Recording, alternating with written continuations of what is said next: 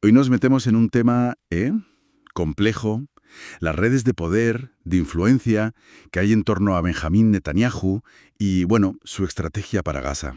No es solo él, claro, es más bien como una red bastante definida de gente que le apoya. Y luego, por otro lado, el silencio llamativo de otras figuras clave, como todo eso crea un ecosistema, ¿no?, que moldea la narrativa. Hemos estado revisando un análisis bastante detallado que se fija en figuras políticas, en medios, en centros de pensamiento, los think tanks, allí en Israel. Queremos entender un poco quiénes apoyan activamente estas políticas y quiénes, de forma bastante notable, pues guardan silencio sobre este asunto en concreto. Vamos a desgranar un poco cómo funciona esta dinámica. Si te parece, empezamos por el apoyo activo.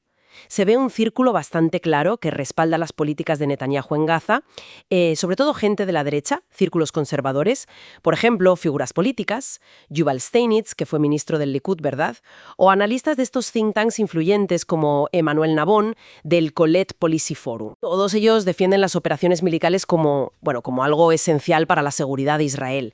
Y en los medios, pues esta línea se refuerza, ¿no? Periodistas como Caroline Glick, que argumenta a favor de las operaciones, presentadores como Yinon Magal en Channel 14, que se declara abiertamente seguidor de Netanyahu. Parece una red bastante cohesionada en el mensaje. Exacto, y lo interesante es cómo ese apoyo individual, digamos, se organiza. Se amplifica. Medios como Israel Hayom, que es el periódico de mayor tirada financiado en su día por Sheldon Adelson. Claro. O el canal conservador Channel 14, Claro. pues dan una cobertura que justifica estas acciones en Gaza. Y además, centros de pensamiento, como el Shalem Center, que se fundó con apoyo del propio Netanyahu, o el Begin Sadat Center, producen análisis que respaldan estas políticas de seguridad, a menudo con un enfoque muy conservador o proseguridad. Y esto, claro, se inserta en un contexto más amplio que el análisis también señala. Hay un respaldo popular. Significativo, los datos que consultamos indican que un 83% de los israelíes judíos en 2025 apoyaban acciones contra amenazas externas. ¿83%? Es mucho. Sí. Y a eso le sumas una inversión del gobierno bastante considerable, hasta $37 millones, en campañas mediáticas internacionales. Se configura así todo un ecosistema donde la narrativa de la seguridad nacional es muy potente y justifica decisiones complejas. Vale, entiendo ese frente de apoyo activo. Pero, tan revelador como eso quizá es ver quiénes han optado por un perfil más bajo en este tema específico. Figuras muy relevantes que, no se pronuncian directamente sobre las políticas de Netanyahu en Gaza. Hablamos de intelectuales de peso, ¿no?, como Asa Kasher, que es conocido por ser el autor del Código Ético de las FDI, las Fuerzas de Defensa de Israel. Sí. Estados escritores reconocidos por su pacifismo, como David Grossman, incluso figuras mediáticas importantes o periodistas de investigación de canales como Channel 12 o 13, parece que evitan abordar directamente estas políticas concretas. Sorprende un poco ver nombres tan relevantes en esa lista de silencios, ¿no? ¿Qué implicaciones tiene esa ausencia en el debate público, según el análisis? Pues es una pregunta clave, sí. Este silencio es muy significativo. A ver, no significa necesariamente oposición, ni tampoco apoyo, claro. Pero su ausencia en una discusión pública tan polarizada es notable. Que figuras con esa influencia no aborden directamente estas políticas contribuye, según sugiere el análisis, a mantener el statu quo. Claro. Las razones pueden ser diversas, y el análisis no entra ahí. Pero el efecto práctico es que limita, digamos, el abanico de perspectivas en el debate público sobre un tema que es crucial. Este silencio, sumado al apoyo activo que comentábamos antes, pues acaba reforzando la narrativa dominante. Entiendo. Entonces, ¿qué panorama general nos deja esto? Pues vemos que la postura de Netanyahu sobre Gaza no existe en el vacío, no está sola. Se apoya en una red activa de respaldo intelectual, político, mediático, pero también se ve, indirectamente, reforzada por el silencio de otras voces influyentes. Voces que podrían, potencialmente, ofrecer contrapuntos o matices distintos. Comprender esta doble dinámica es fundamental. Entendido. Y el análisis subraya precisamente eso, que para entender la situación completa hay que mirar más allá del líder, del individuo, y observar el sistema de influencias que lo rodea.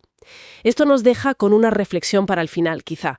¿Qué implicaciones a largo plazo podría tener para el debate, para la búsqueda de soluciones en la región, el hecho de que ciertas perspectivas críticas tengan, aparentemente, menos visibilidad o menos eco dentro de este particular entramado de poder e influencia? Parece un coro bastante afinado en el mensaje central, ¿no? Precisamente.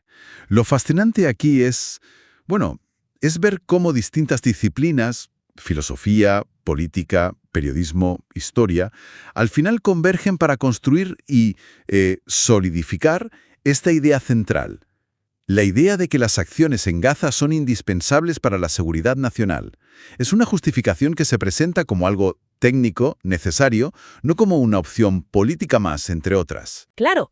Y para que esa narrativa realmente cale, necesita difusión masiva. Y aquí es donde entran en juego los comunicadores y los medios, figuras como Aaron Klein, periodista, estratega, que trabajó directamente en moldear la imagen pública de Netanyahu. Son clave.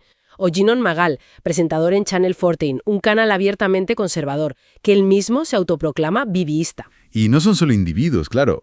Medios como Israel Hayom, que es un periódico de gran circulación y conocido por su línea pro-Netanyahu, pues publican constantemente análisis que justifican esta línea. Channel 14 ofrece una cobertura muy favorable, casi militante diría yo. Y think tanks, como el Shalem Center, otro centro conservador, proveen el armazón intelectual para estas posturas. Todo esto crea un ecosistema mediático muy potente, la verdad. Este bombardeo mediático y argumental constante tiene que tener un efecto en la opinión pública, ¿verdad? Sin duda alguna. Las fuentes que manejamos indican un apoyo considerable entre los israelíes judíos a las acciones contra amenazas externas.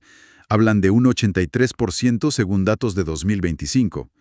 Y esto se ve impulsado también por una inversión gubernamental que no es pequeña, ¿eh? Hasta $37 millones destinados a campañas mediáticas internacionales, para proyectar esta visión específica sobre Gaza. Aunque claro, esto coexiste con una polarización interna muy fuerte respecto a Netanyahu y a estas mismas políticas. No hay que olvidarlo. Vale. Entonces tenemos el frente del apoyo explícito, muy claro. Pero, y aquí es donde la cosa se pone realmente interesante. Porque frente a todo este ruido hay un silencio muy notable de figuras que, uno esperaría escuchar. Exacto.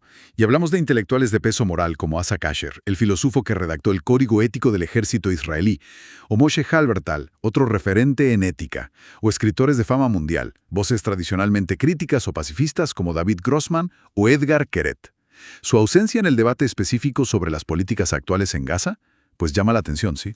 Incluso en el periodismo más mainstream, figuras como Yonit Levy de Channel 12 o investigadores como Raviv Zemuker de Channel 13, que está más centrado quizá en temas de corrupción, pero parece haber una distancia prudente del tema específico de Gaza, y figuras públicas internacionales como Noah Tishby o Gal Gadot. Sí, defienden a Israel en general, pero evitan pronunciarse sobre las acciones concretas del gobierno en este frente. Esto plantea una pregunta importante. ¿Qué hay detrás de este silencio? ¿Es un consentimiento tácito? ¿Quizás miedo a la reacción en una sociedad tan polarizada como la israelí?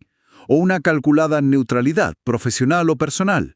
Sea cual sea la motivación, el resultado es tangible. Limita el espectro del debate público.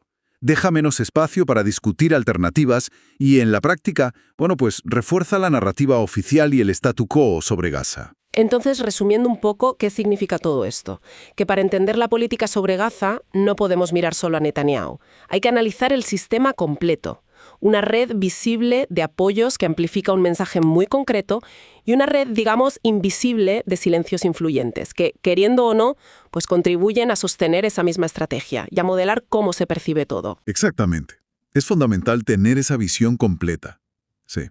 Comprender esta interacción entre voces activas y silencios estratégicos es crucial para captar la dinámica actual y los enormes desafíos en la región. Porque las narrativas y las decisiones de hoy no se quedan aquí, marcan el futuro. Y esto nos deja con una reflexión final, quizá para quien nos escucha. Considerando que las decisiones actuales tendrán repercusiones durante generaciones, ¿qué implicaciones tiene para la salud del debate democrático y, sobre todo, para la búsqueda de soluciones duraderas, el hecho de que una parte significativa del espectro intelectual y cultural opte por el silencio en un asunto tan crítico y polarizador?